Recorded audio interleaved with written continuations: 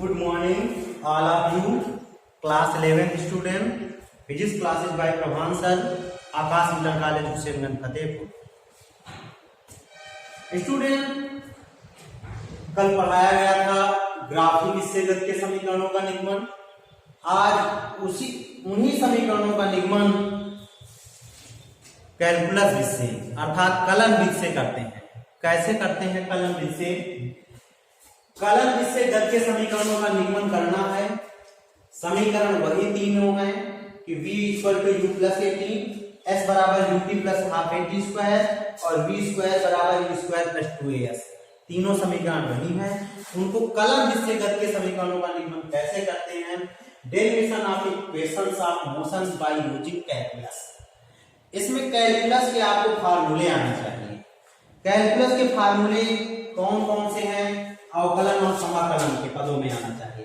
समाकलन अवकलन का उल्टा होता है. जैसे ये होता है समाकलन का फार्मूला, मतलब एक चिन्ह होता है, इसको कहते हैं चिन्ह, कहते हैं डिनोट कहते हैं समाकलन. अगर यहाँ पर ये x की पावर n dx लिख दिया गया है, इसका मतलब है s के सापेक्ष समाकलन करना है x की पावर n का. तो इसका फार्मूला होता है इंटीग्रेशन ऑफ x की power n dx equal to होता है x की power n plus 1 upon n plus 1 plus c constant ले लिया जाता है. ये फार्मूला होता है. इसके पश्चात बात आती है कि जैसे मान लीजिए 1 dx है, तो कांस्टेंट पद का जो समाकलन होता है तो इसको x जैसे x के सापेक्ष करना, तो x प्लस क्या हो जाएगा, c हो जाएगा. जिसके पदों में दे दिया जाए उसके पदों, जैसे ये कह दिया जाए dv है 1 dv, तो 1 छिपा हुआ तो इसको v के पदों में हो जाएगा, तो 1 प्लस क्या आ जाएगा, cc, मतलब कांस्टेंट पद है. अगर ये कांस्टेंट पद नहीं है तो मतलब कांस्टेंट पद कम नहीं लेते हैं जब डेफिनेट होता है निश्चित समाकलन, जैसे कह दिया है a to b into dv है, तो इसका समाकलन होगा v हो गया और v का बड़ा वेटे लगा देते हैं. लोअर लिमिट a है और अपर लिमिट b है, तो उच्च सीमा से का मान इस पदों में रखते हैं. v पर b रख दिया गया, एक बार a रख दिया, बीच में माइनस से लगाकर हल कर लेते हैं. अच्छा, तो इस प्रकार इन फार्मूलों का उपयोग करके गत के समीकरणों का निगमन करना है. तो करते कैसे हैं, ध्यान देंगे. जैसे मान लीजिए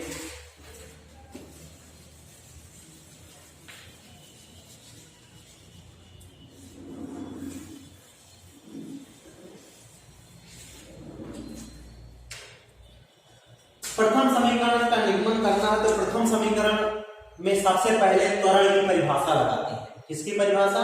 त्वरण की परिभाषा. त्वरण की परिभाषा क्या होती है? त्वरण वेग परिवर्तन के समय दर को त्वरण कहते हैं. तो त्वरण को a से डिनोट करते हैं, a इक्वल टू वेग परिवर्तन बटे समयांतराल. इसको कलन के पदों में वेग परिवर्तन मतलब वेग का अंतर, वेग के मान में परिवर्तन, और समयांतराल समय के मान में, इसको कलन अवकलन के रूप में dv अपॉन dt ले सकते हैं. कहने का मतलब है जब होता है a इक्वल टू होता है delta v upon delta t, तब अतिपूर्व समय अंतराल डेल्टा t टेंड्स टू 0 अर्थात delta v upon delta t, इसके पदों में तात्क्षणिक त्वरण होता है. इस तात्क्षणिक त्वरण को हम ये भी लिख सकते हैं dv अपॉन dt लिख सकते हैं. तो इसलिए यहाँ पर a equal to dv upon dt लिखा गया. तो a equal to dv upon dt मतलब वेग परिवर्तन बटे समयांतराल है, इसलिए इसको कर दिया गया. अब यहाँ पर dv अपॉन dt, ये dt बटे में है तो इस तरफ किसमें गया, गुणा में गया, तो इसलिए यहाँ पर कितना आ गया, a dt. dv बराबर कितना हो गया जाकर a dt, तो ये a dt. अब इसके पश्चात करते क्या है, इसमें मानते हैं यदि प्रारंभ में कंडीशन ये होती है कि यदि प्रारंभ में t बराबर 0 ले लिया जाता है, यदि t बराबर 0 है, कोई भी समय नहीं है, तो उसका प्रारंभिक वेग u मान लेते हैं. और कुछ समय पश्चात यदि t बराबर t सेकंड ले लिया गया तो उसका अंतिम वेग v बराबर क्या हो जाता है, v प्राप्त कर लेता है. कहने का मतलब है लोअर लिमिट समय के पदों में हो गई 0 और अपर लिमिट हो गई t, और वेग के पदों में लोअर लिमिट हो गई u और अपर लिमिट हो गई v. कहने का मतलब वेग के मान में u से v हो रहा है और समय 0 से t सेकंड हो रहा है. तो उपयुक्त इस मान पर इनमें दोनों पक्षों में इस सीमा के अनुदिश अर्थात सीमा के भीतर समाकलन करने पर। कहने का मतलब है u से v और 0 to t के बीच में दोनों पक्षों में समाकलन करते हैं। तब दोनों पक्षों में समाकलन करते हैं तो क्या प्राप्त होता है, वे के पदों में है तो ये u से v हो गया समाकलन, ये निश्चित समाकलन u से v dv और इसमें 0 से t के मान है तो 0 to t a dv। इसको पढ़ते हैं integration of u to v 1 dv equal to integration of 0 to t a dt। अब इसके पश्चात यहां पर कितना है 1 है तो 1 का v के सापेक्ष समाकलन करना है v के पदों में तो 1 इंटीग्रेशन ऑफ 1 dv। इसका मतलब ये यहाँ पर u से v है तो 1 का क्या हो गया v और बड़ा ब्रैकेट लगा दिया u to v और उच्च सीमा के मान रखकर निम्न सीमा का मान रखकर घटा देते तो इसकी जगह पर v माइनस u आ जाएगी, ये आंसर। तो इसलिए यहाँ पर 1 का समाकलन v हो गया, u to v लिख दिया गया। एक कांस्टेंट पद है इसको बाहर कर लिया गया है, वहां पर 1 है, 1 t का 1 का t के सापेक्ष तो t होगा, 0 to क्या हो गया t हो गया।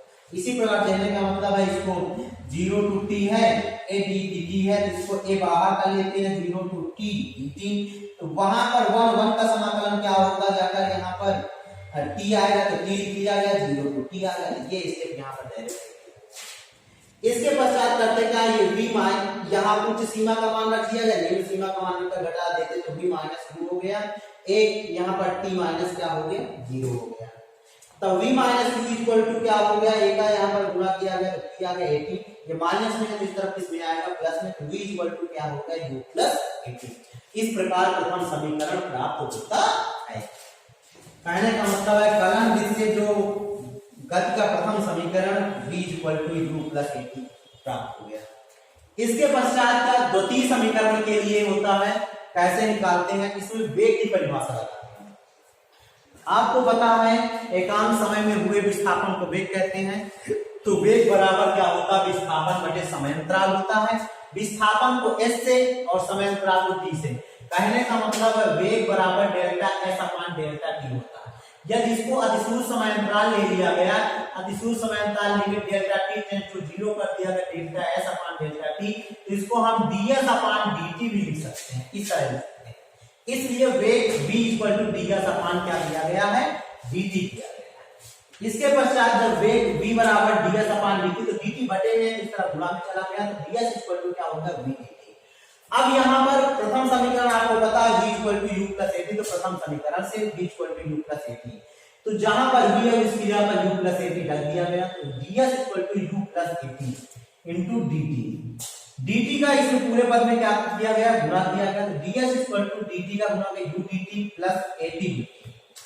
अब इसके पश्चात करते हैं फिर स्थितियां मानते हैं कि यदि प्रारंभ में t बराबर 0 तो दूरी जब t बराबर 0 कोई समय में नहीं है तो उसमें चली गई दूरी भी s बराबर भी 0 होगा, और जब t बराबर t सेकेंड अर्थात कुछ समय ले लिया जाता तो चली गई भी दूरी कुछ हो जाती है, इसलिए t जब t सेकेंड में तो चली गई दूरी s हो जाती है। कहने का मतलब दूरी के पदों में लोअर लिमिट 0 और अपर लिमिट s है और समय के पदों में लोअर लिमिट 0 और अपर लिमिट t है। तो उपयुक्त दोनों पक्षों में सीमा के भीतर समाकलन करते हैं। किसके भीतर? उपयुक्त दोनों पक्षों में इस सीमा के भीतर समाकलन करते हैं, तो समाकलन कर देते हैं s के पदों में तो 0 to s integration of 0 to s ds equal to integration of 0 to t u dt plus integration of 0 to t at dt कर दिया। अब यहाँ पर 1 है तो 1 का समाकलन क्या होगा integration of 0 to s 1 ds है, इसका मतलब है 1 का क्या होगा यहाँ पर s 0 to s, एक बार उच्च सीमा एक बार लिमिट s माइनस 0 अर्थात s आ जाएगा। तो ये प्रक्रिया करते हैं, तो इसलिए यहाँ पर 1 का समाकलन करना है और ये u यहाँ पर u कांस्टेंट पद है बाहर कर लिया, यहाँ पर 1 बचा, a बाहर कर लिया गया t के पदों में तो t के पदों में रख दिया गया। अब यहाँ पर 1 का समाकलन हुआ तो s आ गया s के पदों में, यहाँ पर 1 का समाकलन हुआ t के पदों में तो t आ गया। यहाँ पर t है इंटीग्रेशन ऑफ t dt का मतलब हो गया जाएगा t के पावर n 1 है तो t की पावर 1 प्लस 1 अपॉन 1 प्लस 1 होता है और लिमिट कितने 0 टू t है तो 0 टू t कर दिया गया। t की पावर 1 कितना हो गया 2 अपॉन 2 और 0 टू t कर दिया। अब यहाँ पर एक बार t रख दिया गया तो t स्क्वायर बाई 2, यहाँ पर एक बार 0 रखा गया तो पूरा पद क्या होगा 0, तो टी स्क्वायर बाई 2 तो यहाँ पर टी स्क्वायर बाई 2 लिख दिया गया है। तो इस तरह करते हैं।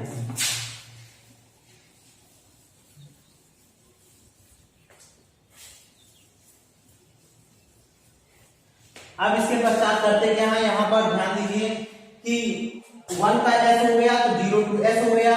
यहाँ पर 1 का t के पदों में t हो गया, 0 to t हो गया। यहाँ पर t का क्या होगा T square by 2 0 to t।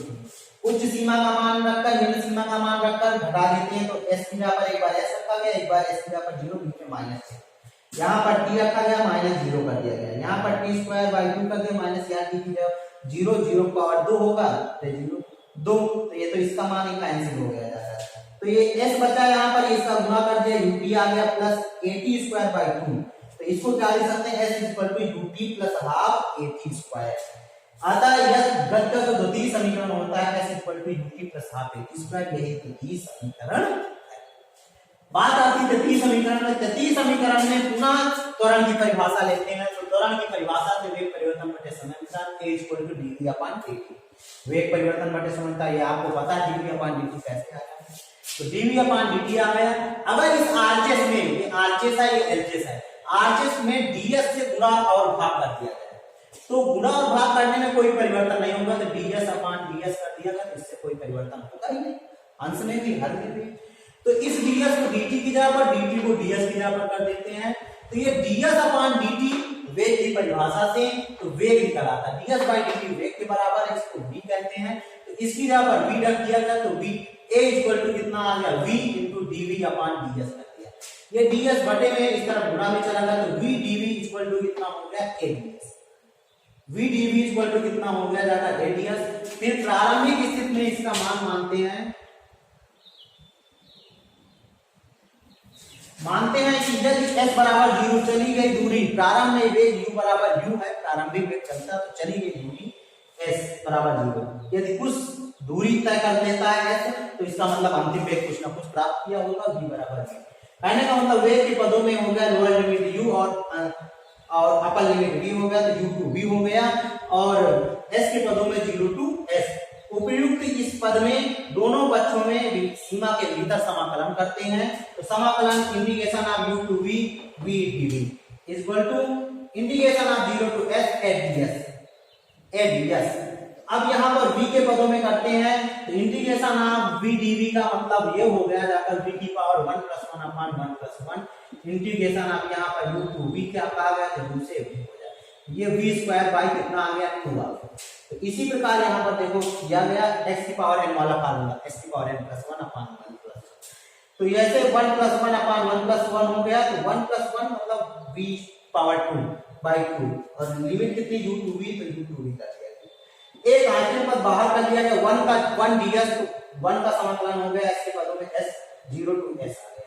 अब यहाँ पर एक बार ये उच्च सीमा का मान रख देते हैं, तो v इसी जगह पर v रखेंगे, एक बार एक u रखेंगे, v के माइनस, तो v स्क्वायर बाई 2 आ गया minus u square by 2 equal to a का गुणा कर दिया गया, तो a आ गया। अब ध्यान दीजिए, तो यहाँ पर 2 बटे में हो गया, कॉमन ले लिया, एलसीएम ले लिया गया, तो v square minus u square equal to as। बटे में इस तरफ गुणा में चला गया, तो as हो गया। अब ये माइनस में तो इस तरफ प्लस में जाएगा, तो v स्क्वायर इक्वल टू क्या हो गया, u स्क्वायर प्लस 2as। अर्थात गत का इस तरह तीसरा समीकरण प्राप्त हो जाता है।